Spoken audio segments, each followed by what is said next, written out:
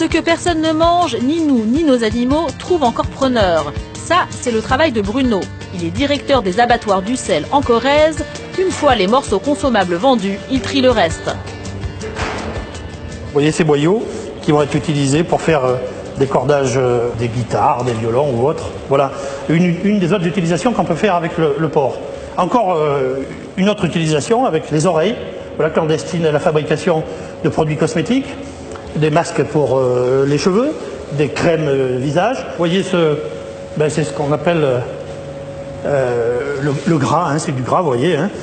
Je vous fais noter l'aspect gras et très tendre de cette partie du porc et qui eh bien, se destine à fabriquer le rouge à lèvres que ces dames utilisent grassement et qui vous permet, lorsque vous vous embrassez, d'avoir un porc entre vous.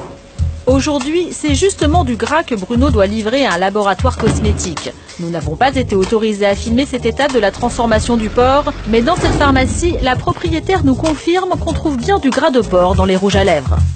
Pratiquement tous les rouges à lèvres sont faits avec de la gélatine porcine. Et dans une pharmacie, du cochon, on n'en trouve pas que dans les cosmétiques.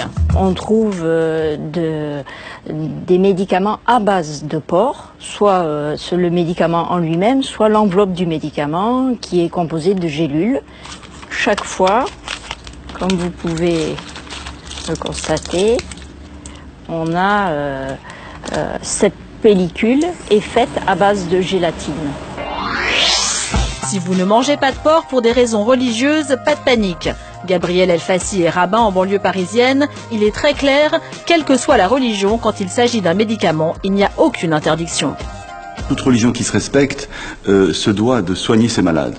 Donc à partir du moment où il y a, on va dire, un remède qui a été prescrit par son médecin, que cela contienne une matière grasse animale qui est infime, qui est presque, on va dire, inexistante, il n'y a aucun problème, on peut avaler donc ce genre de médicament. Je prends l'exemple de la gélule, bien sûr.